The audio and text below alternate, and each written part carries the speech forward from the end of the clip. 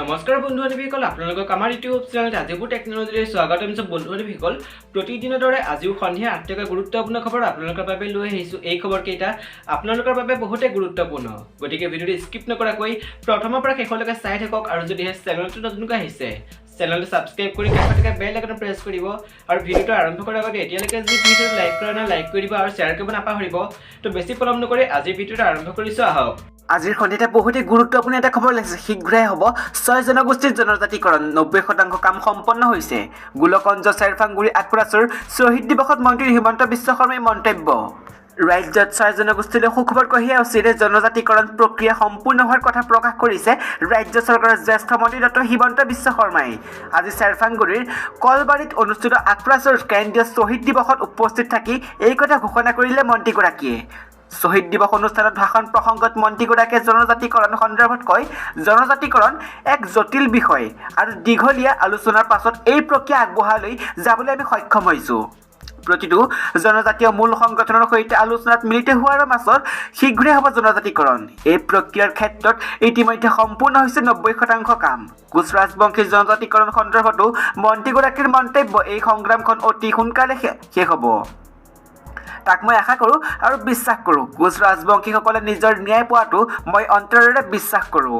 ভাষণ প্ৰসংগত মন্ত্ৰীগৰাকীয়ে কোচ ৰাজবংশীসকলৰ একত্ৰিত হৈ থাকিবলৈ আহ্বান জনাই কয়, ঐতিহাসিক কমতাপুৰ ভূমি এক বিশেষ সম্প্ৰদায়ৰ ওচৰত কোনো কাৰণতে আপোনালোকে বিক্ৰী নকৰিব। এই বিশেষ সম্প্ৰদায় চলেবলে কৌশলে সেই কমতাপুৰ ভূমিতে কোচ ৰাজবংশী সংখ্যালঘুত পৰিণত কৰিব। আটকুৰাছৰ নেতৃবৰ্গক একত্ৰিত হ'বলৈ আহ্বান জনাই মন্ত্ৰীগৰাকীয়ে কয় যে মহাৰাজ নৰনাৰায়ণ কোচ আৰু বীৰ চিলাৰায়ে দেখুৱাই যোৱা পথৰে খোজকাঢ়ি কোচ ৰাজবংশী জনগোষ্ঠীয়ে বিশ্ব দৰবাৰত প্ৰতিষ্ঠা হ'ব লাগিব। ধুবুৰীৰ গোৱালপাৰা দক্ষিণ শালমৰা এলেকাত কোচ ৰাজবংশী জনগোষ্ঠী ক্ৰমান্বয়ে সংখ্যালঘুত পৰিণত হৈছে। সেয়েহে আটকুৰাছৰ উদ্যোগত এক বিশেষ সম্প্ৰদায়ৰ মাটি বাৰী বিক্ৰী নকৰাৰ বাবে জাতীয় আন্দোলন হ'ব লাগে।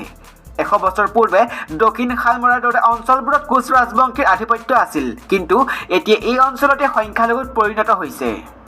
কৰোনা বিদায় লোৱাই নাই, ভ্ৰমণত গ'লে কি নিয়ম মনত ৰাখিব লাগিব আপুনি। কৰোনা মহামাৰী 2020 চনটো সকলোৰে বাবে এক দুঃস্বপ্নৰ বছৰ হৈ বিদায় ল'লে, কিন্তু বছৰটো বিদায়ৰ লগে লগে কৰোনাৰ বিদায় হোৱা বুলি নাভাবিব।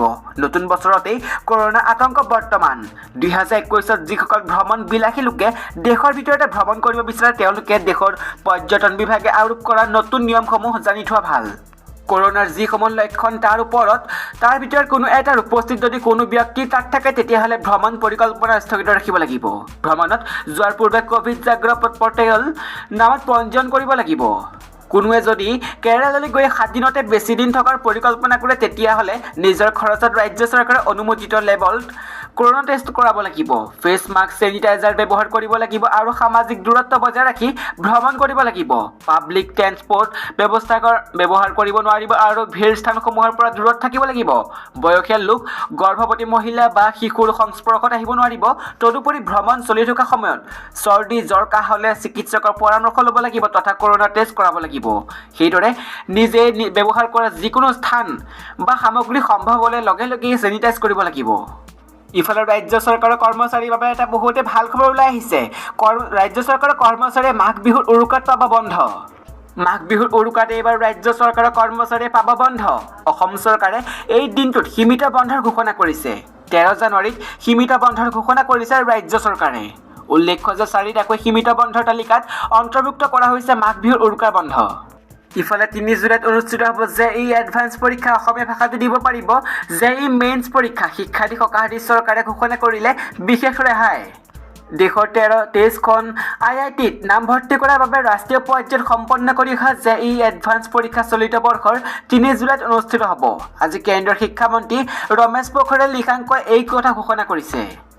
মন্ত্ৰীগৰাকীয়ে কয় যে দেশত এতিয়াও ক'ভিড পৰিস্থিতিৰ উন্নতি ঘটা নাই, তথাপি তাৰ মাজতে শিক্ষাৰ্থীসকলৰ কথা চিন্তা কৰি JEE এডভান্স পৰীক্ষা পৰ্যাপ্ত সতৰ্কতাৰ মাজেৰে অনুষ্ঠিত কৰাৰ সিদ্ধান্ত লোৱা হৈছে। 3 জুলাইত অনুষ্ঠিত হ'বলগীয়া JEE এডভান্স পৰীক্ষাৰ বাবে ছাত্ৰ ছাত্ৰীসকলে প্ৰস্তুতিৰ পৰ্যাপ্ত সময় পাব বুলি মন্ত্ৰীগৰাকীয়ে কয়। ইপিনে ক'ভিড পৰিস্থিতিৰ বাবে এইবাৰ JEE এডভান্স পৰীক্ষাত অৱতীৰ্ণ হ'ব বিচৰা ছাত্ৰ ছাত্ৰীসকলৰ বাবে চৰকাৰ এক বিশেষ ৰেহাই ব্যৱস্থা কৰা বুলিও কেন্দ্ৰীয় শিক্ষামন্ত্ৰীগৰাকীয়ে প্ৰকাশ কৰে।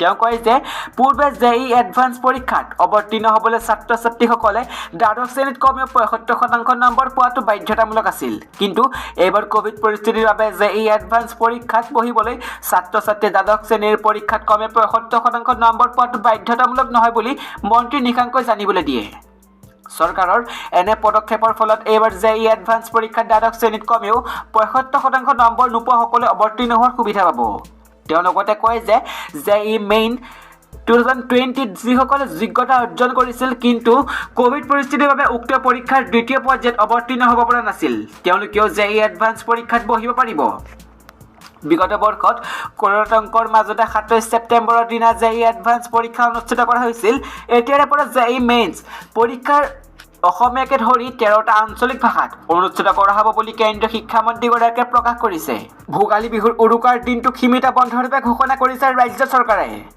ভোগালী বিহুলৈ আৰু মাত্ৰ কেইটামান দিন বাকী কৰোনা ভয়াৱহতা কিছু পৰিমাণে মাছ যোৱাৰ সময়তে ৰাজ্যবাসীয়ে আয়োজন কৰিবলৈ লৈছে ভোগালী বিহু তেনে সময়তে ৰাজ্য চৰকাৰে অসমবাসীলৈ আনিছে এক ভাল খবৰ সেই মৰ্মে ১৩ জানুৱাৰী উৰুকাৰ দিনটোক সীমিত বন্ধৰ বাবে ঘোষণা কৰিছে ৰাজ্য চৰকাৰে ভোগালী বিহুৰ দিনটোক সীমিত বন্ধৰ বাবে ঘোষণা কৰিছে বৃহস্পতিবাৰে এই কথা ঘোষণা কৰা ৰাজ্য চৰকাৰে উল্লেখ্য যে ভোগালী বিহুৰ উপলক্ষে ইতিমধ্যে ৰাজ্যৰ ঠাই আৰম্ভ হৈছে প্ৰস্তুতি নিৰ্মাণ কৰা হৈছে আকৰ্ষণীয় ভেলাঘৰ এইবাৰ কাৰাগাৰৰ পৰা নিৰ্বাচন খেলিব অখিল গগৈ মৰাণত ৰাইজৰ দলৰ প্ৰথম ৰাজ্যিক অভিৱৰ্তন আজিৰে পৰা ডিব্ৰুগড় জিলা মৰাণত আৰম্ভ হৈছে নৱগঠিত আঞ্চলিক ৰাজনৈতিক দল ৰাজ্য দলৰ প্ৰথমখন ৰাজ্যিক অভিৱৰ্তন মৰাণৰ ফটিকাচুৱা আহোমগাঁও পথাৰৰ মহাবীৰ লাচিত বৰফুকন ক্ষেত্ৰত অধিৱেশনখন আজি পুৱা আৰম্ভ হয় পতাকা উত্তোলনেৰে আন্তঃৰাষ্ট্ৰীয় বোলছবি পৰিচালক পদ্মভূষণ জাহ্নু বৰুৱা পতাকা উত্তোলনৰ প্ৰথম দিনৰ প্ৰথম কাৰ্যসূচী আৰম্ভ কৰে ইয়াৰ পাছতে শ্বহীদ তৰ্পণ কাৰ্যসূচীত অংশগ্ৰহণ কৰি ৰাজ্য দলৰ মুখ্য আহ্বায়ক মণ্ডলী লোহিত গগৈ জিতুল ডেকা ৰুবুল দাস গিৰিশংকৰ গোস্বামী মহেন্দ্ৰ দিহিঙীয়া অলোকনাথ হুছেইন মহম্মদ শ্বাহজাহান আৰু ৰত্নেশ্বৰ দেউৰীয়ে কা আন্দোলনৰ প্ৰশ্ন পঞ্চৰ শ্বহীদলৈ গভীৰ শ্ৰদ্ধাঞ্জলি জ্ঞাপন কৰে আজি প্ৰথম দিনটোত অসমৰ বিভিন্ন জিলাৰ পৰা অহা প্ৰায় ২,২০০ প্ৰতিনিধিয়ে অংশগ্ৰহণ কৰে বাতৰি প্ৰেৰণ কৰা প্ৰথমখন প্ৰতিনিধি সভা অনুষ্ঠিত হৈ আছে এই সভাতে ৰাজ্য দলৰ সংবিধান আৰু ভৱিষ্যত কৰ্মপন্থা সন্দৰ্ভত আলোচনা কৰি সিদ্ধান্ত গ্ৰহণ কৰা হ'ব ইফালে আজিৰ দিনটোত কৃষক নেতা অখিল গগৈ জামিন আবেদনৰ ৰায়দান আছিল যদিও ন্যায়ালয়ে অখিল গগৈ জামিন আবেদন নাকচ কৰা দিনৰ ভাগত অধিৱৰ্তনস্থলীত সেমেকা পৰিৱেশ পৰিলক্ষিত হয় অখিল গগৈ জামিন আবেদন নাকচ হোৱাৰ খবৰ পোৱাৰ পাছতে ক্ষুব্ধ হৈ পৰা ৰাইজৰ দলৰ একাংশ কৰ্মকৰ্তা অধিৱেশনস্থলীত প্ৰতিবাদমুখৰ হৈ পৰে অখিল গগৈক ষড়যন্ত্ৰমূলকভাৱে কাৰাৰুদ্ধ কৰি ৰখাৰ অভিযোগ তুলি বিজেপিৰ নেতৃত্বাধীন চৰকাৰৰ বিৰুদ্ধে সৰব হৈ উঠে ৰাজ্য দলৰ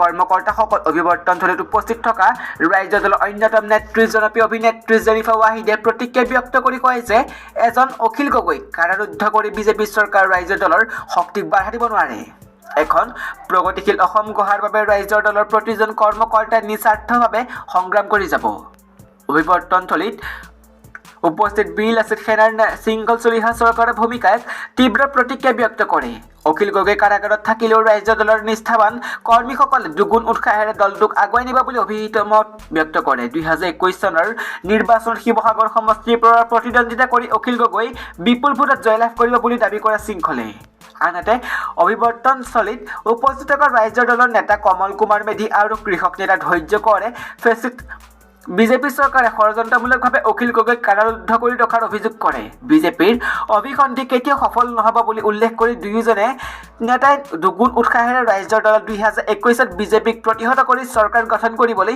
সক্ষম হ'ব বুলি দাবী কৰে কাইলৈ দ্বিতীয় দিন অভিৱৰ্তন কাৰ্যসূচী পুৱা আৰম্ভ হ'ব সমূহীয়া চাফাই আৰু বৃক্ষৰোপণেৰে পুৱা ১১ বজাত অসমৰ সাম্প্ৰতিক জাতীয় প্ৰেক্ষাপট আৰু ৰাজ্যৰ দলৰ ভৱিষ্যতে কাৰ্যপন্থা ওপৰত অসমৰ বিভিন্ন জাতীয় জনগোষ্ঠীৰ সংগঠন আৰু বিশিষ্ট বুদ্ধিজীৱী তথা নাগৰিকৰ পৰামৰ্শ গ্ৰহণৰ বাবে এখন ৰাজহুৱা সভা অনুষ্ঠিত হ'ব বিয়লি ৩ বজাত দ্বিতীয়খন প্ৰতিনিধি সভা আৰু সন্ধিয়া ৭ বজাত অনুষ্ঠিত হ'ব বিষয় বাছনি সভা বিদেশী ৰক্ষণাবেক্ষণ দিয়া সাম্প্ৰদায়িক শক্তি বনাম অসমৰ জাতীয় জনগোষ্ঠীৰ সমন্বিত গঢ়াৰ সভ্যতা লুৰিণজ্যোতি গগৈৰ মতে আগন্তুক নিৰ্বাচন হ'ব দুটা সভ্যতাৰ যুঁজ গুৰুজনাৰ জন্মস্থানত প্ৰথমবাৰৰ বাবে উপস্থিত হ'ল অসম জাতীয় পৰিষদৰ সভাপতি লুৰিণজ্যোতি গগৈ জাতীয় সাজ পৰিধান কৰি বটাৰদৱাৰ থানত সেৱা ল'লে লুৰিণজ্যোতি গগৈয়ে পিছত সাংবাদিকৰ সৈতে হোৱা কথা বতৰাত অসমত আগন্তুক নিৰ্বাচনত দুটা সভ্যতাৰ মাজত হ'ব বুলি উল্লেখ কৰে অসম জাতীয় পৰিষদৰ সভাপতিগৰাকীয়ে এটা সভ্যতা যিসকলে বিদেশী ৰক্ষণাবেক্ষণ দিয়ে, যিসকলে সাম্প্ৰদায়িকতাৰ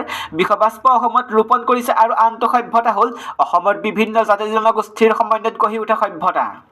আগন্তুক নিৰ্বাচনত কাৰ হৈ মিত্ৰতা হ'ব বুলি কৰা এক প্ৰশ্নৰ উত্তৰত অসম জাতীয় পৰিষদৰ সভাপতিগৰাকীয়ে কয় যে আগন্তুক নিৰ্বাচনত অসমৰ যি আঞ্চলিকতাবাদী ৰাজনৈতিক শক্তিৰ কোনো ৰাষ্ট্ৰীয় ৰাজনৈতিক দলৰ লগত সৈতে মিত্ৰতা নাই, তেনে আঞ্চলিক ৰাজনৈতিক দলক লৈ আমি ঐক্যবদ্ধভাৱে আগবাঢ়িম।